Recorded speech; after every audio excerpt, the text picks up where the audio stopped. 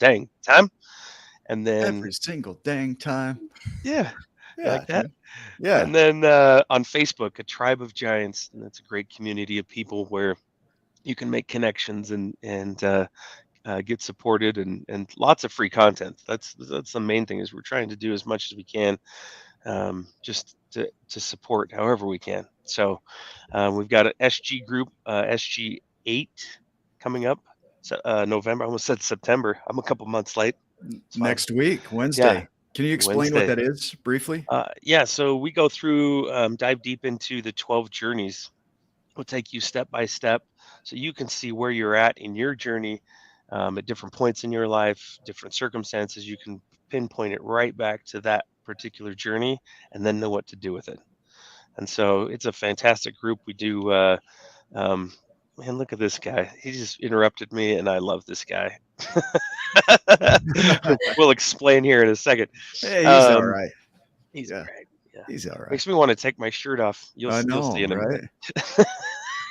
So Let's anyway, do it. Let's do it. yeah, yes. Let's go. Let's Okay, now go. I'm She's like, in. let's Yeah. go. So Yeah. the SG groups, we dive in. We'll do one-on-one coaching as well, and so we'll help you through that process of wherever you're at to move through those journeys. It's a really powerful group, and you make amazing friends along the way as well. It's cool because a lot of times you wake up and you get going on your journey and then you get stuck right by your old self. And so we help you break through that. Yep, it's amazing. So we're excited. We're excited to launch that on Wednesday. So if you're looking to look get more information on that, you can find it on a Tribe of Giants. Go there and you'll see how to get registered if that serves you, or reach out for a conversation. Yeah. Perfect. So that's it. I think that's it, right? On announcements. Do we have Yeah. anything else? Nope. That's Okay. it for now. Yep. So TTFN, ta-ta for now. That's Ta-ta. that reminded. Man, Nick, that's a wrap. See you guys. yeah, will you introduce our guest? I'm not sure about this part, but for us, but for our guest, definitely. Yeah. So Anna Ditchburn, we go back a little ways, not too far, huh? But Anna's known affectionately as the world's best life optimization coach. She empowers others with her ultimate courage, stories of healing, and forgiveness. Systemic sexual abuse, 2 forced abortions by a stepfather, and 16 consecutive miscarriages were once Anna's only story. But now her story is that she has reclaimed her power, freed herself from the tether of shame and pain, and has made her life purpose to help others do the same and live a life of their dreams. If Anna can do it, anybody can do it. And you have a powerful story. So welcome to the show. Thanks for being on. Thanks for inviting me. You guys are doing an amazing job. And thank you so much for providing such a safe place where people can share their stories of transformation to inspire others. Yeah, thank you. We're our vision with Wow. this is that I felt good. Thank you. I'm Yeah. like, we do all that? Who are these guys? Can we meet them? Yeah. Well, yeah. I will We, introduce you later. we have a vision though, when people watch these, to see themselves in your journey and be inspired by your journey so they can do that for themselves. Because it's not like we go and grab them and stretch them into giants. We call that the small snatchers, right? Just doesn't work. We don't grab you out of your smallness and pull you into a giant. But inspiration does that. It helps people to see, wow, that's possible for me. And so when it comes to trauma and abuse and other things, that's where a lot of people get hung up. It's so prevalent. And so what we want to do is explore your journey of healing. And so what we'll do is we'll go back in time and you go wherever you feel you want to start, but we want to start where you thought you were. So maybe this point in your life, you thought you were something because of everything that happened, and it was keeping you from becoming your highest self. Do you know when that would be?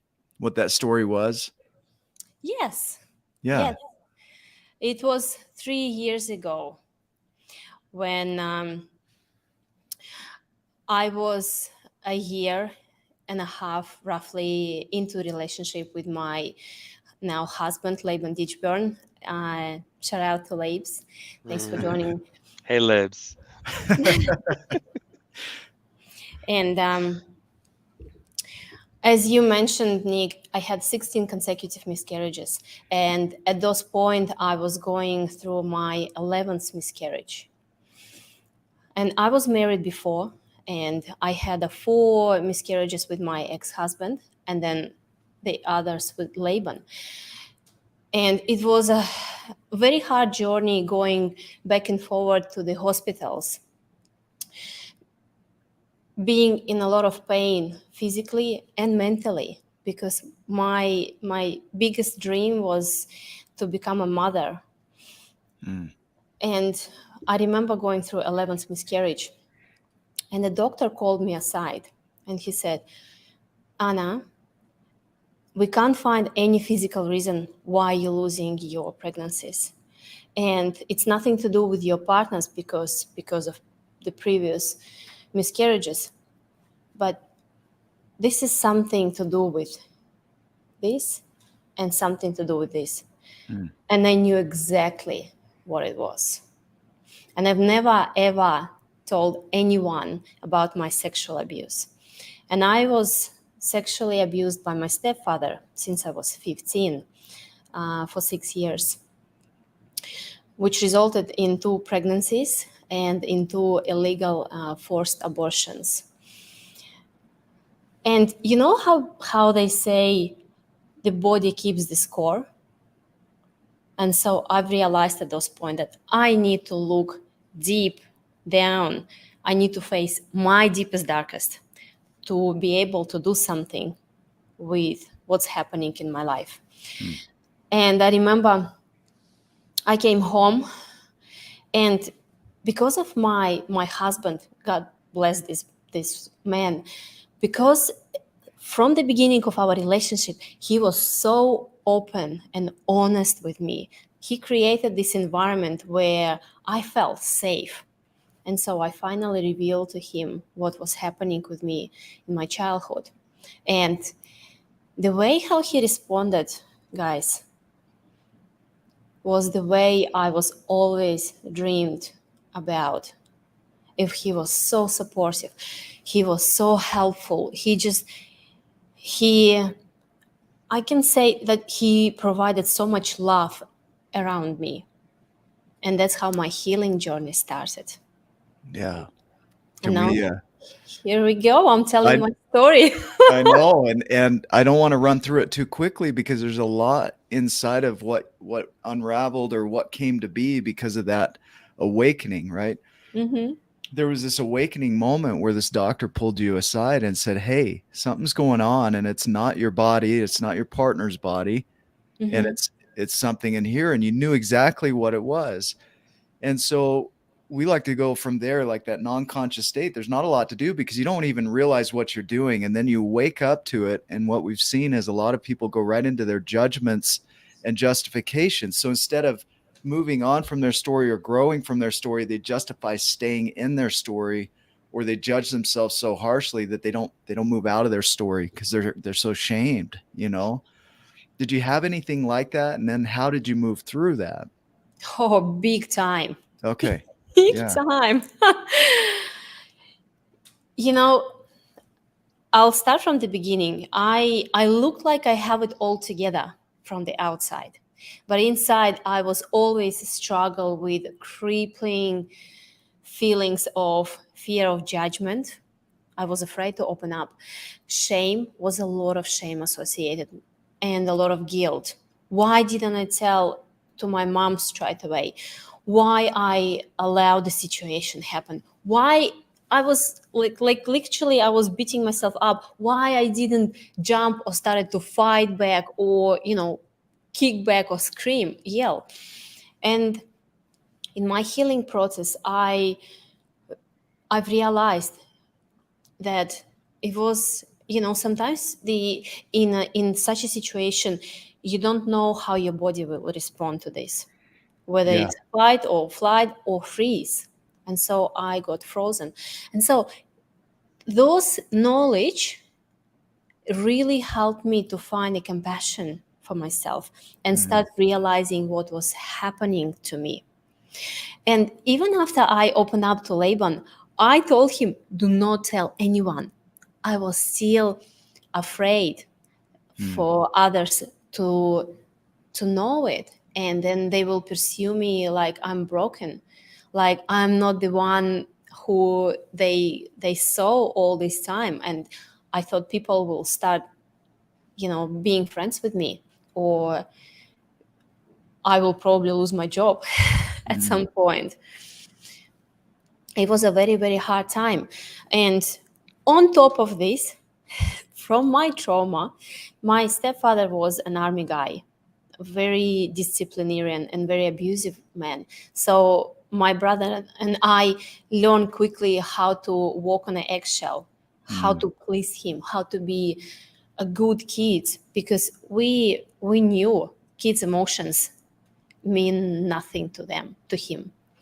And so imagine going through this trauma. Yeah, I've learned quote unquote good kids, right? Like we knew how to fall in line with what he wanted, even though internally the emotions are still running, right? Like the how to please him, yes, how yeah, to obey the rules without any I can questions. relate to that. Yeah. Hmm. And you have to in terms of surviving, you have to. And the the reason why we also did it is because my mom um, my mom had two of us, and my biological father left her when she was 24. And I'm from Russia. At those point in Russia, it was very shameful to be a mother of two. So when she met my stepfather, she gave him all the power over our family, just so to to create this vision that we have a family. And I will quote her. She was saying, just be good, so he doesn't leave us. It Mm. doesn't matter what he does to us, at least we have a family.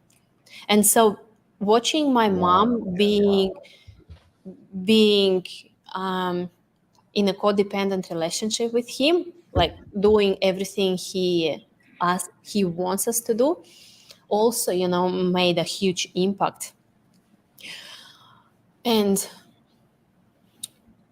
because he was very disciplinarian, so all our life it felt like we live in an army. And so all this behavior which came into my adulthood, like people pleasing, saying yes when I wanted to say no to people, trying to look good, behave good, just so people like me and do not hurt me. It was very strong sitting in my subconscious. Yes, yeah. And so I was going through all of these emotions. And plus, being afraid that people will judge me, it was a very, very huge fear for me. Yeah, wow. I mean that I have some things in my life that kind of are similar as far as a freeze response, right? I remember this one time there was a fight and I watched the whole thing and I didn't do a thing. I froze. And I Mhm. remember afterward just being so mad at myself, like, why didn't I do something? And we don't get to really choose how our body's going to respond to trauma, No, right? no. And then to go and add something to it of why didn't I do that? We shame ourselves and we make ourselves feel bad for something Mhm. that just happened. Like our bodies did what they needed to do to survive the event. Mhm. And then we go in and internalize that. It's like our world was shattered by this thing, and then we internalize and make ourselves bad for something that happened, right? It took me years. It took me years to realize it. Huh. That it wasn't my fault. And you know what else I've realized, guys? Because I was beating myself up. Maybe this is my fault. Maybe I did something wrong, you know. Mm. But and I want your listeners really hear this. If there is anyone who is beating themselves up for what's happened to them in their childhood, if they were sexually abused, it's never your fault. It's never your fault. A normal man, even if you, I don't know, 15 years old girl jumping around naked and trying to kiss your stepfather, normal men will always push you away and say, hey, you have a problems here. Go and put your clothes on. Let's talk. Mm. This is Yeah. I've read this in an amazing book called Courage to Heal, and I was like, Mm.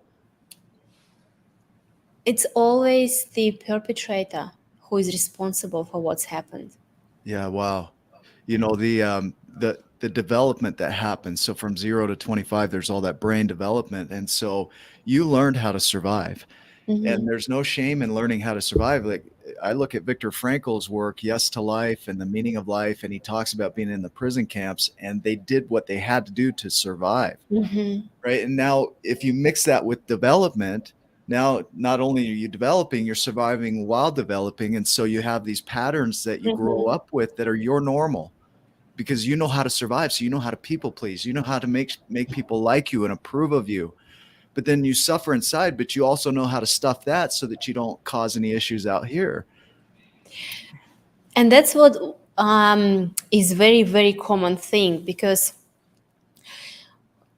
during those events, especially, your body learn how to survive, and it goes right into your subconscious. Yeah. And then later, when you learn behave yourself differently and you put those knowledge in your mind, it creates a conflict.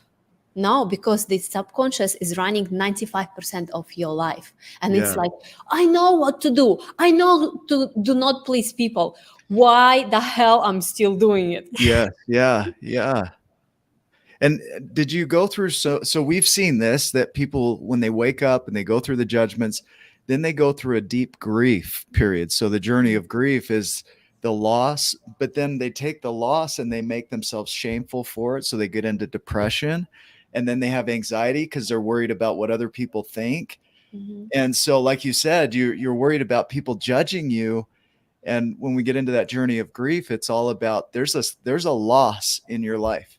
And the way to grieve grief is to grieve it. Like Dr. Gabor Mate says, you've got to grieve your grief.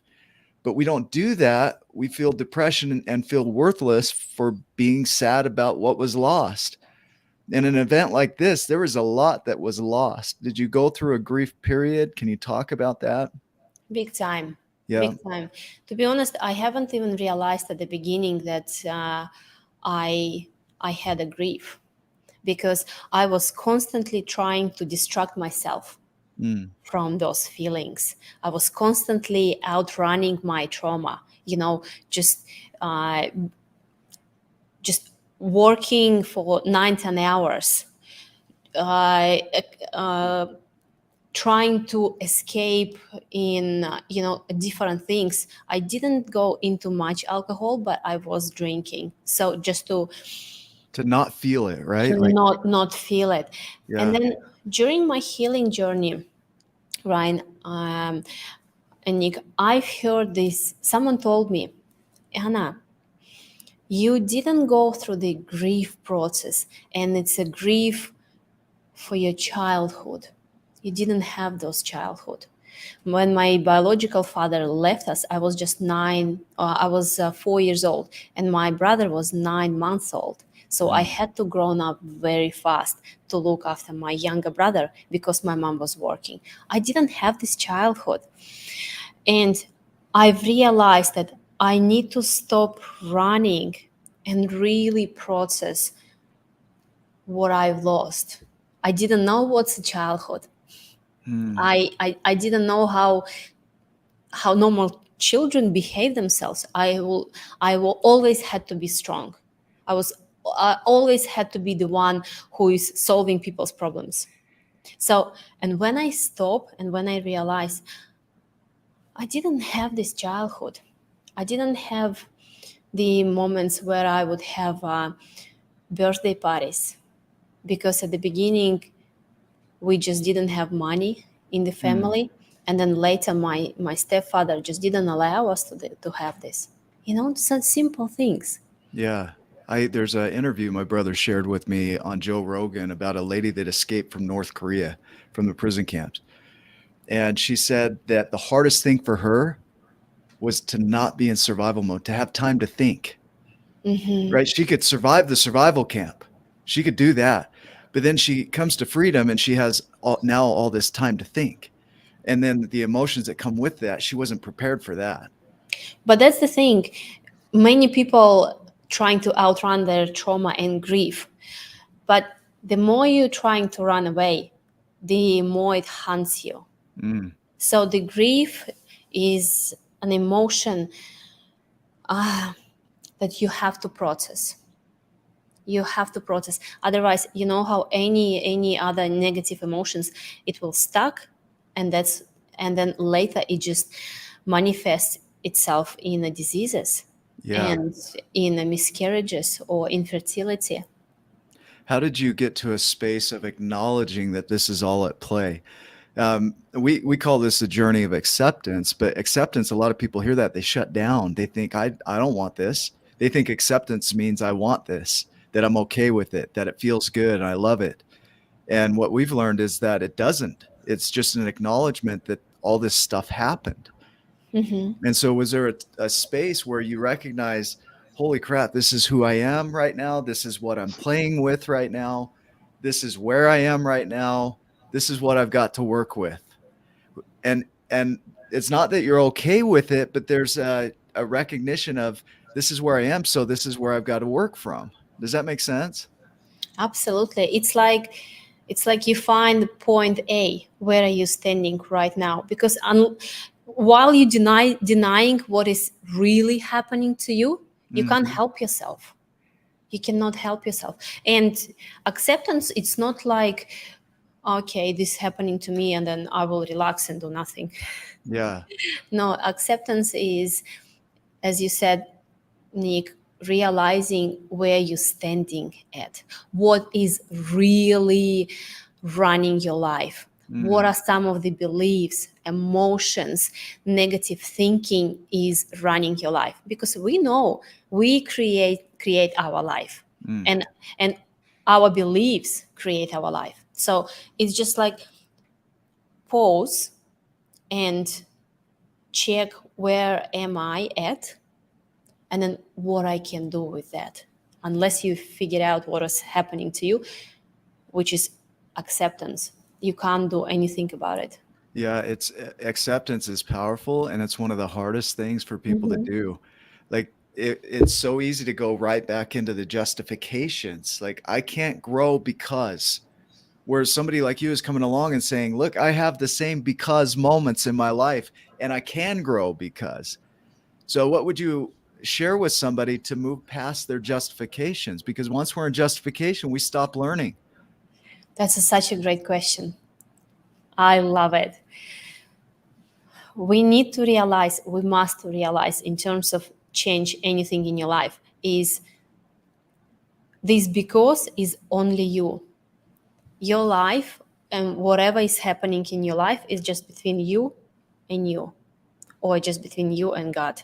There is no because. You are the biggest enemy of yourself, and you are the biggest supporter of yourself. It's just you choose on which side you want to be.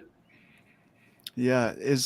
So Steve Chandler was on the show just recently, and he shared a view that I love, that gratitude, because when you get into that space of acceptance and acknowledgement that this is where I'm at, and this is my point A, this is my X, we call it the X, like this is where I'm at. And so when you're in that space and you start to see, I am where I am, it's not ideal, but I'm here, and this is what I've got to work with. And you start to acknowledge the good in your life, right? Like, what are the resources that are good in my life that I do have? And that expression of gratitude, he called it something that just manifests naturally when you step into acceptance. The gratitude isn't something you go get. You start to feel it immediately the moment you step into acceptance. Do you agree with that, or do you have a different view? 100%. 100%. When we start being grateful for things that we have in our life, the dynamic and your energy changes. And it's At the time, and especially with a lot of people who went through sexual abuse, what can I be grateful for? Like, Mm. it's really hard for people to to find some positive things. But when you're grateful, what is happening? You start shifting your perspective, your thoughts, your beliefs, that, hey, I have something in my life to hold to. Like, for example, I'm very grateful that I survived. I didn't end my life. I'm very Mm. grateful for to myself for it.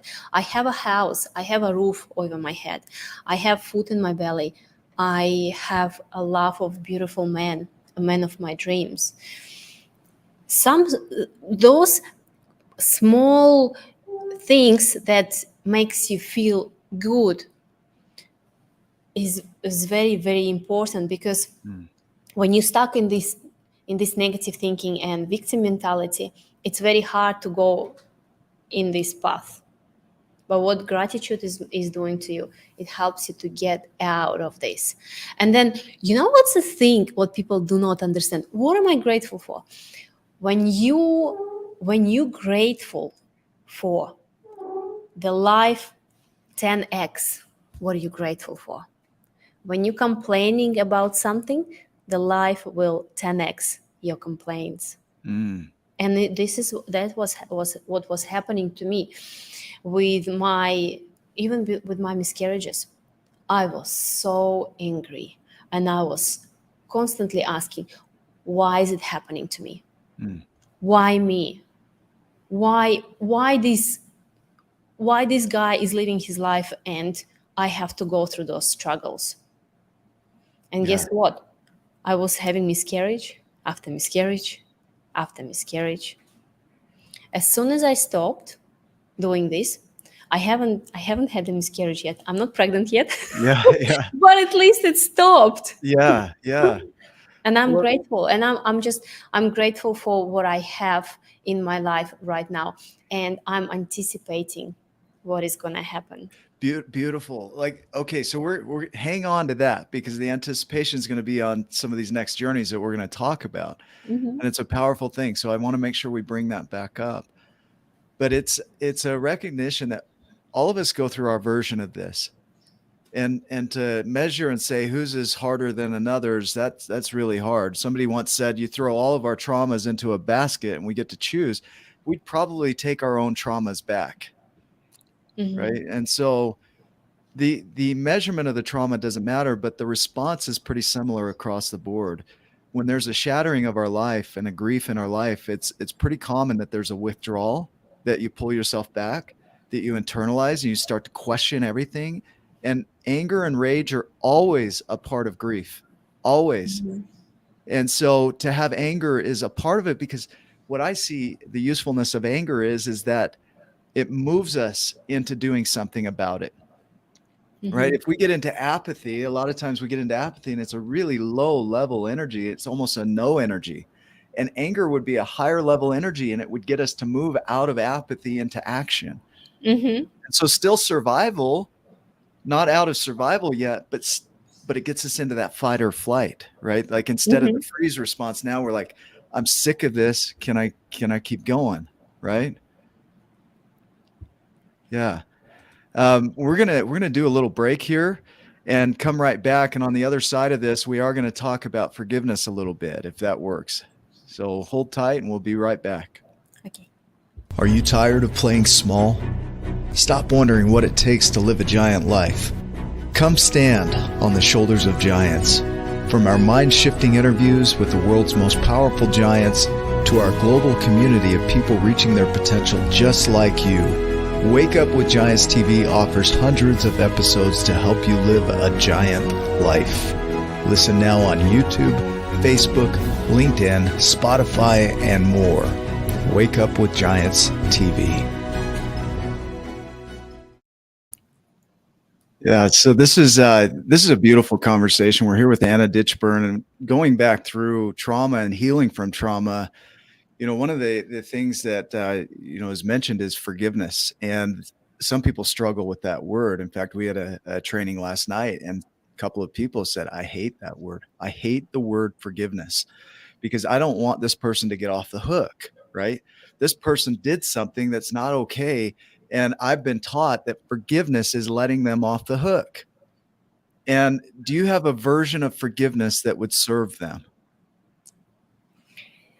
Well, I might sound cliche, but forgiveness is not forgetting. Forgiveness is freeing yourself up from being dependent on this struggle. Because when you keep someone, when you can't forget someone, it's not that you hold them on hook, it's they hold you on hook, and you literally give your power away, because your life, your attitude, your emotions start depending on those person. And as I mentioned, guys, my biological father left us when I was just 4, and then we went through a lot of struggle. And I didn't realize at those point, but I developed a lot of resentment towards my father. I didn't understand why he left. And as a 4 years old child, you think it's because of me. Maybe I did something wrong. Maybe I'm not pretty enough. Maybe I supposed to born a boy rather than a girl, or maybe I did something bad in the school. You don't understand. And so at those point, I remember myself. I've decided that Anna does not matter. No one loves me. No one wants me, even my own father. And then my stepfather came, and he took all the power, and it was a lot of physical and emotional abuse at the beginning. And I didn't understand what was happening. Why? And then when sexual abuse happened and I was having my miscarriages, you know how much rage and anger I had, and I couldn't forgive them. How you can do this? And then during my healing journey, I realized that it feels like you are drinking poison and expecting other person to die. Right. And it was poisoning my life, because I was constantly thinking about it and thinking and thinking and thinking. And it wasn't easy for me to forgive. But I just want to share something with your listeners that might be a very beneficial and helpful for them. And that's what I did with my hypnotherapist in one of my sessions. I went back into those moments of my life where I couldn't forgive my family. And I just realized my biological father, he grown up in not very good environment. My grandfather didn't love my grandmother. And so he didn't have this strong role model of being a family together. So as soon as he felt some difficulties, he left. And with my stepfather, I've realized that he grown up in a very abusive environment. His father was an alcoholic, and my grandmother, my stepfather's mom, was telling me how sometimes he would just become so drunk and he would beat a shit out of them, including my stepfather. And it helped me to realize where are those patterns were coming from. And I was able to forgive my biological father for not being there for me when I needed him the most, just because he just didn't know how to behave himself. He didn't have tools to help him to deal with those things. And same with my mom. I was so angry at her for not being able to protect me. So angry. And when I realized that she was born in a loveless relationship, family, my grandmother really hated her for some reason. I don't know why. But my mom never ever felt any love. My grandmother never hugged her or kissed her or told her, I love you. And so when my mom grown up, she was looking for the external validation from a man. And that's why he went into codependent relationship. Hmm. And when I got married first time, I understood her. I understood why she couldn't get out from those relationships, because it's like a circle. As soon as you in, it's very hard to get out. And I got into the toxic relationship, and I was there for 5 years. It took me the realization that, oh, I'm gonna kill myself with a very strong tablets, painkillers, or I don't know, I have to do something. Hmm. It needs to, like, it's a very very thin point, like very thin They point call where it you, Occam's razor. It's like you've got yeah. this fine point where Hmm. you're Whether you, deciding. Yeah. yeah. And then you know what, another point is why it's so not easy for people to forgive is because the feeling of struggle is very addictive, Hmm. very addictive. And it's a familiar feeling. It's the feeling where people feel sorry for you, where you get attention That I am so glad you brought this up because there is a reward in the suffering, in right? suffering. Yeah. In martyrdom, they talk about this with martyrdom, and the research Hmm. around that is that the reason we go into the martyr mode is because our payment, our reward is the suffering. And And it's like, if I will take my life into my hands, like, what am I gonna lose? For people who are struggling to forgive, ask yourself, what is there why I don't want to forgive? Because I can't equals I don't want or I want. mm, It's like, why you don't want?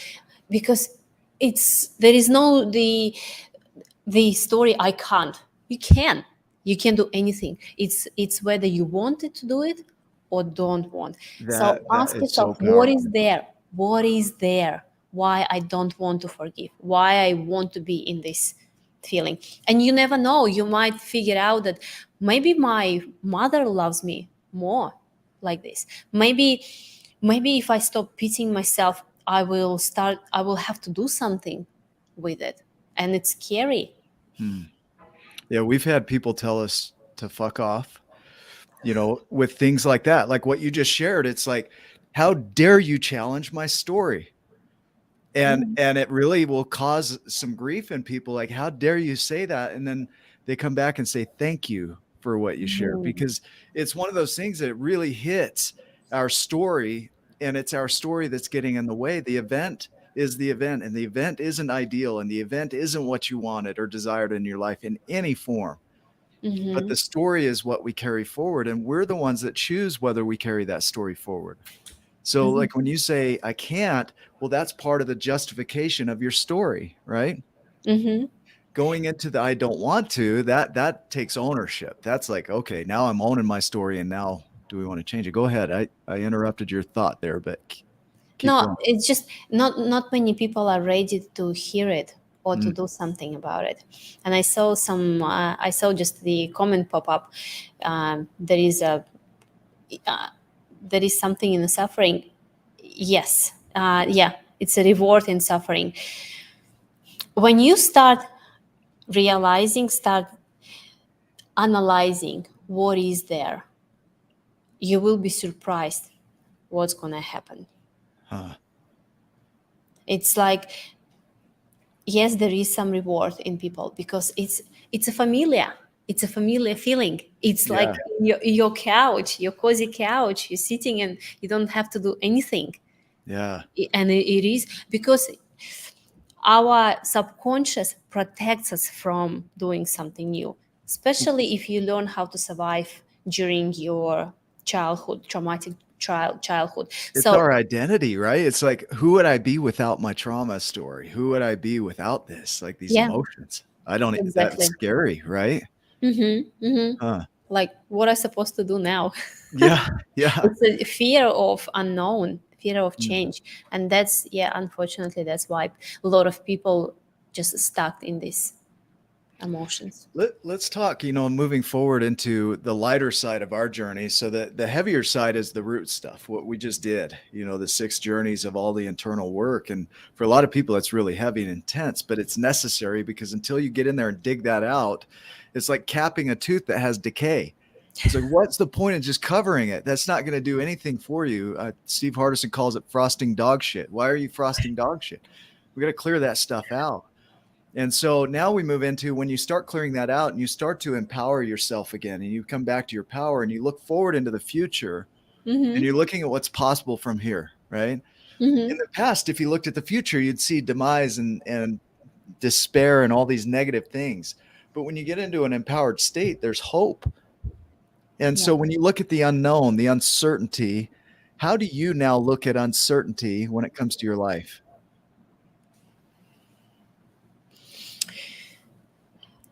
It's an amazing question. I'm so glad you asked it. So many people are fearful of uncertainty, but there is a one way you can beat this fear. People are afraid what is gonna happen just because they don't know what's gonna happen, right? Yes. Yeah. But we create our life. So what I'm doing right now, I am creating what is gonna happen. Okay. Can we hang here? Because they are afraid of not knowing, not the future. We're not afraid of the future. We're afraid of not knowing the future. Not knowing the future. And so we take our past experiences and we come in and we say, I know how the future is going to go because of this. And so we bring that forward and we predict the future. We create it just like you're doing, but we create it from what has been. They call that the remembered present. And we pull that forward and we say, okay, now I feel comfortable about the future because I know what to expect, even if it's negative. But what you're saying here is you don't know the future. It's created. Is that accurate? I am creating the future. It's like, when you really want to achieve something in your life, it might sound a bit strange, but I will explain it to you. You have to dismiss your future. You must do this. And I'm not saying just forget what's happened to you. Your past like, or dismiss your past? Your Or past. Your past. Yeah. Sorry, your past. Okay. Dismiss your past. It's not that, okay, forgive and move on. No. Forget all the patterns that were building in the past for you. It's, for example, it's like, I'm not gonna go on to another country, to Mexico. I'm not gonna go to Mexico because I know it's very dangerous in another country because I had a bad experience in Thailand last year. Yeah. So I'm afraid to go to Mexico because when I went to Thailand, Yeah. right? It's very often. Right. It happens very often. I don't want to get into other relationship because I know it's gonna happen again. There was this one time when I was 2 on the playground, right? Yeah. So I'm never getting in a relationship again because of this one time back there. Like, Yes. yeah, So dismiss your past. Dismiss those patterns that were building in your subconscious. And by creating the future, it's like when you drive the car, you sit in the car, your beautiful car, you put the seatbelt on, and then you jump on highway. If you will keep looking in the mirror of the rear mirror, constantly, like what was happening in the past, like I know what's gonna happen again, you're not gonna go far away. Good, huh? Yeah. And even if you're trying to, just to look in the sides, it's still, what are you gonna do? It's your car is gonna just go into other directions. The solution is to turn around and drive backward, right? So you're looking through the rear view driving forward. That's what we try to do, You right? can, but there is an easy way, just to look in front of you, Yeah. just to look and be prepared. Be prepared for good things. Based on your experience, nothing can hurt you after all you went through. Mm. But create your future, and by creating your future, I'm saying, like, simple. Wake up in the morning and write the intention for today's day, and write it like it's already went. My day went beautiful. I've met an amazing people. My interview with giants like went perfectly fine. It was so interesting Yeah. and fun. You know what I mean? And So let's highlight this because this is foreign to a lot of people. mhm, The idea of writing your day as though it's already completed first thing in the day. So you write it not how you did it, right? You're just mhm, writing today was beautiful. This was amazing. Not okay, so I did this and that created this and that created that. That's what we tend to do. You're just saying write your future for the day as though it mhm. already happened and start your day with that. Is that am I hearing you? Exactly. We came on this planet as a white paper, like completely clean. Hmm. We came to this planet to create our own life. We are creators. And I I know people, like, whoever you believe in God or any higher power, call them to help you. I'm creator of my own life. There is nothing else can disturb my life. It's only based on my belief and my perception of myself. Okay. But hang here, okay? Because Yeah. I'm gonna interrupt. I really want to anchor this in. So you're saying, and I believe you. Like I see this way, but I want to anchor this in for a point. Okay, is that you are the creator of your life. You're declaring it. You're asking God or Source or however people believe that to help you create the thing. Hmm. So it's like, look, this is what I have a need of. This is what I'm creating. This is what I'm asking for. Now go get it for me, kind of a thing. Like what the resources, it's not like you're saying, will you create this so that I can have this so that I can create that, right? It's like the resources that you need, the people, the things are already there.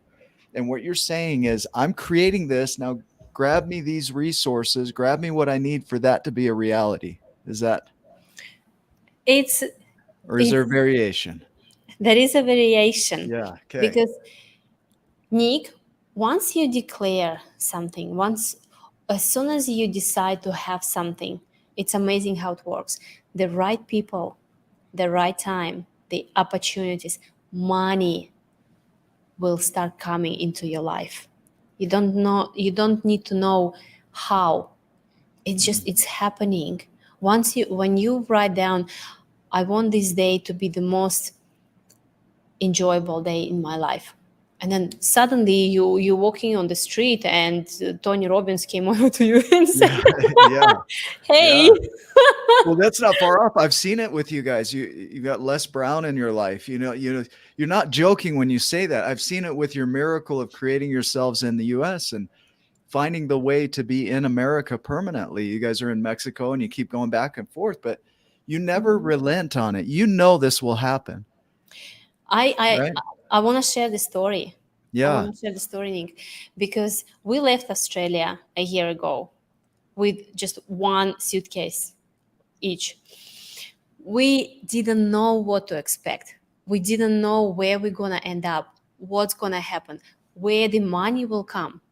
We just knew we want to get out. And what we did with Laban, we sat down and we wrote the list of our ideal country where we want to live. And somehow I got out from Australia through Russia, and Laban through Germany. And then we couldn't meet each other because Russia was closed due to COVID for any tourists, and I couldn't go to Germany. So, but just by knowing that everything will be okay, because we just, we created it. Mm. We we ended up in Mexico, And guess what? Our ideal country, I'm not saying that this is the end, like where we're going to base ourselves, but the list we wrote, just based on our wishes, Mexico is a perfect country for us right now. Yeah. Because Wow. I wanted a beach, to live close to the beach. I wanted to have a beautiful weather throughout the year, clean water, good food, and beautiful people in the country. We have it all. So we Yeah. listen to It's it. like God or universe is saying, look, I know what you want, but you called it the wrong country. It's really called Mexico, right? Sort of. And for some people, Yeah. our lifestyle, for some people, looks like crazy. What do you mean you can just jump on a plane and go to other country tomorrow? Like, where? But it's just because we know how to create it. It's a feeling of knowing that everything is going to be okay. Yeah. It makes your life, it makes you feel like you're fulfilled. You Yeah. are getting fulfilled because there is nothing to hold you back. Your confidence in you creates Mhm. confidence in your environment, right? That's something I had to learn as well through my healing journey. Trust Yeah. yourself. Trust yourself. Trust yourself. I Mm. I diminished my intuition big time. I was struggling from being like thinking about myself. Oh, you know, I'm a loser. I like whatever I do is wrong. People don't like me. I'm very boring. Mm. I don't know what to do. It was my favorite thing. I don't know what to do. Yeah, yeah, right. Gets you off the hook. I don't have to do anything because I don't know what to do. But then Yeah, when I learn how to trust myself, I know that I can get myself out of any situation, most of situations. And plus I wouldn't get myself into the right, extreme right. situations. And Yeah, I learn how to listen to my inner voice, my intuition, not the negative one, yep, but the positive one. And now, when we feel a call to go somewhere, it's like that's how we came to Utah. yeah. We just we just felt this call. Let's drive from Florida to Utah. I know 2,000 plus miles like in 5 days. like a day. Yeah, Yeah, and it's and fast. it went so beautifully just because Yeah. we really we created it. We just knew that everything will be okay. Now let's go back to anticipation. Mm. Yeah, go ahead. You know where to go Yeah, from yeah, here. no, I'm Yeah. listening to the question. Yeah, well, I don't even know if I have a question, but just a realization of the importance of anticipation. It's, my daughter teaches me anticipation. She tells me she's going to get a baby doll, Mm. and she doesn't know how she's gonna do it, but she's prepared space in her room to receive it. She's got clothes already bought for it. Like, the idea of not only do I have a vision, I'm preparing a space to receive it. Mm-hmm. And so holding anticipation as this excitement, kind of like Christmas morning of I can't wait to open packages, right? Mm-hmm. Is when we create our visions clearly, there's this anticipation that comes, this excitement to receive what we've declared as our vision. Can you speak to that? Absolutely. You know how it works. Um, I have a question for you. Can you get a corn from the field? How can you get the corn from the field? What do you have to do? I could go to the store and they can do it for me. It's already shucked and everything, right? No, Or I imagine could go you out have in a the farm. field. I would walk out there and grab it, right? Grab a bag and throw it in the bag. But But first I who? would have to grow it. Exactly, Yeah. exactly. That's where many people. Um, that's where many people make a mistake. They want to get it first Mhm. and feel it, but it doesn't work like this. In terms of, for example, if you want to get married and you want a beautiful wife, you have to plant plant the corn first. Yeah. And it means you have to plant your thoughts, your feelings, how you want to feel yourself when you finally meet a woman of your dreams, how you want to, what you want to do, who you need to be Mm. to to get what you want. So, and this anticipation, it's like, I am already planting those feelings of becoming a mom. I'm already planting those feelings and emotions when I see my baby. Yeah, I'm right. already feeling myself a mom. And then in a and just remove all the pressure and anticipate, like you're gonna, you're gonna see your baby very soon. It's like my mom telling to me, just live your life and just get ready to become a mom. Mm. This is the feeling that helps me to keep going Yeah, rather that's than. beautiful. And you know what it helps as well, it's like I can see it, so, and I anticipate it, so all these negative uh, thoughts, negative feelings, they just won't block me, won't stop me, Mm. when you can see what you want and Yeah. when you feel it. So there's a word that I love, prediction. Mm. Like we're all predicting the future. The word prediction comes from dictation, to speak it, to write it. Mm-hmm. So before we write it, we have this prediction. So before words, before we speak it, we have this playing out in our minds of what we think will happen before we speak it. Because the moment we speak it, we start creating, right? Yeah. And what happens with a lot of people is they take this negative way of being and they predict before they say it, they predict it's not going to go well. And so when they speak it, they've already said it's not going to go well. Whereas there's this anticipation side that says, you might even have these negative thoughts coming up, but before you speak it, you're going to play it out. And the only thing that will come out of your mouth is, this is exactly what I've always wanted. Right. Mm-hmm. Yeah, it's like with your daughter. Yeah. She knows she's gonna get this doll. By the way, when? Yeah. Like Christmas. So yeah, and that's what anticipation is doing. She just has this feeling of knowing, and she it doesn't knows. matter. She Yep. doesn't matter what is outside. She just knows, and Yes. it helps you to stay on a higher vibrations as well. Yeah. When you get into that, when you can get to that space, it takes off so much weight where you can then be playful with the universe. It's like a playful anticipation. You let go of the judgment, you let go of the worry, the doubt, the fear, and it's like, I wonder what's going to happen next. Like, I know I'm going to get this. Like, let's play with life. Like, you get to Mhm. go in and just, man, this is going to be amazing. I don't know how it's going to happen today, but this is what's going to happen. Setting those intentions and then going after it and seeing how it shows up. That's the game. That's the fun. You have just one shot in your life. One. You have one life. Imagine you are 199 years old man and you just lying on a deathbed and just like, why didn't I do this? Mm. Why didn't I go for it? Why I allow someone to stop me because of the fear, Mm. whether I just could go for it. Yeah. Anna, if you were to share with everybody why you're doing this, why are you doing any of this? Like, why do you keep going? Why do you get up in the morning? Why do you have visions? Like, what is it in you that drives you to keep doing what you're doing? It's a selfish. because it's Yeah. because that's what gives me a fulfillment in my life. That's what makes me fulfilled, and that's what gives me a joy. Hmm.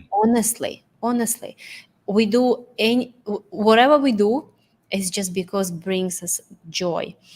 And I'll tell you the story, because it's a very good question. I was asking, like, why should I even bother, Yeah.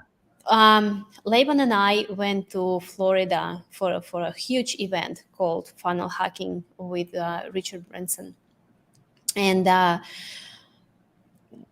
it's a 3 days event, and more than 5,000 people. So you can imagine how many people around. Yeah. And Laban, whoever knows him, he honestly he can't sit on one spot. Uh-uh. Yeah. Yep. So he was going like in and out, in and out, and he came back later and he said, Anna, I just met a few kids in the hall, and I was sharing your story, like it came in the content. I was sharing your story, and this 11 years old girl also admitted that she was sexually abused when she was 11, and she's 12 now, 13. And I wonder if you can talk to her. And so we set up this meeting. Her name is London. We set up this meeting with her, and I spent an hour and a half. Huh. And you know what I realized? When I was sharing my story, she was listening and she was sucking in every word. Hmm. And she was asking me so many questions. How did you go through this? How did you forgive?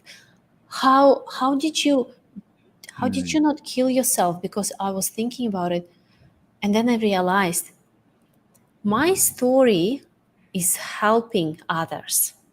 My story needs to, maybe it's just this 11 years old girl who needed to hear my story for her to save her life, That's just beautiful. because she was going down, just because she couldn't deal with that. She was on my podcast, so it's going out Huh. in a week. I've invited her to share her story for the The very the first time. girl? Yeah. This Okay. the Will you girl. tag us in that? Yeah, absolutely, Yes. absolutely. And now she's so determined to share her story to help the girls, other girls of her age, to go through this. See, this is beautiful. In the book, we talk about the giant putting the small on his shoulder and standing up. And that's exactly what you're doing is for this girl, you put her on your shoulder and you stood up and you showed her who she was, right? Nick, it was 5,000 people, Huh. and it was just one girl who needed to Amazing. hear this story.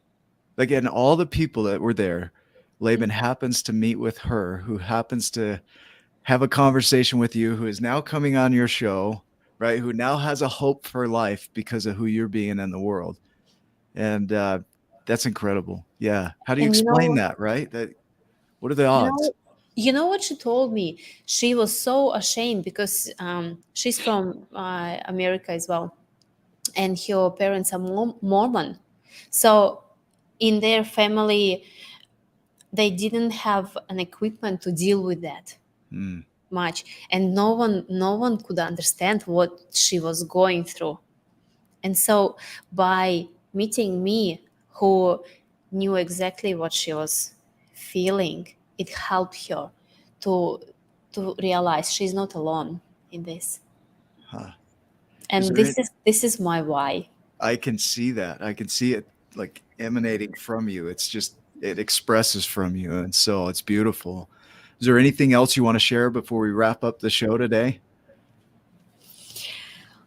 I just wanted to tell people, don't be afraid of doing anything, because there is always an amazing life, an amazing opportunities, an amazing joy when you cross this line of fear that you will never ever feel if you will just keep doing what you do. So ask yourself how my life will look like in a 12 months old if I keep doing what I'm doing right now, and what am I gonna lose.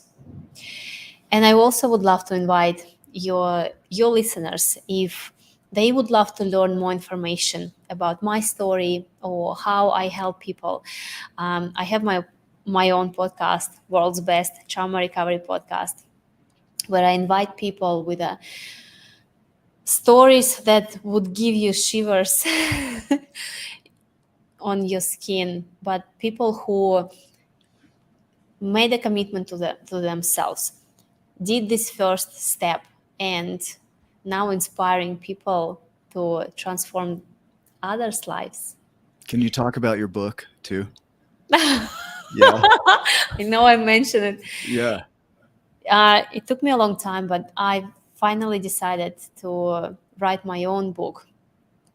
about my journey of healing, because in the 20 years I've learned so much how to not just cope but thrive in this life. And I want to share all my knowledge and all my experiences with people, again in hope that this will help at least one girl or a boy in their life. I love And it. I don't know whether the name will be the same, but I would love to call it Stop Running and Start Facing. Huh. Yeah, I like it. Ryan, do you have additional thoughts here? I do just a couple. As you're talking about fulfilled, the first time I heard you, and it may be partly because you have an accent, and so I'm listening more with intent, but it came across as fulfilled, like full field, like a Fulfilled. field, like a football field, like you've got the whole field to look at now. Huh. And so you might be able to, like, I just sat there and I thought, okay, so isn't that interesting? So as you go through this process, and as you start working through and going through the root journeys like Nick talked about, and the healing, you start to see a fulfilled, and you become fulfilled in your purpose as you continue to step forward. I also wanted to highlight that at any point in time, if you would have stopped, the creation fades, the pathways that you are future connecting, they fade away, Hmm. and somebody like this little girl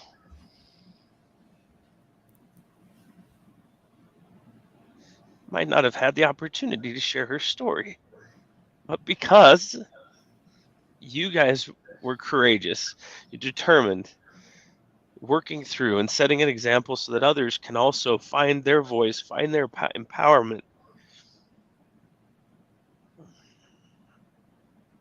Look what's been created. You guys have touched the lives of thousands and thousands and thousands of people, which then now have a voice. You've impacted our lives. You've impacted so many people. I know that uh, meeting you guys at the Ultimate Experience in Phoenix was incredible. I wore a tracksuit and no shirt underneath because of Laban, because I took a piece of who I am is a piece of every experience and everyone that I've met, and just a big blob of everybody, right?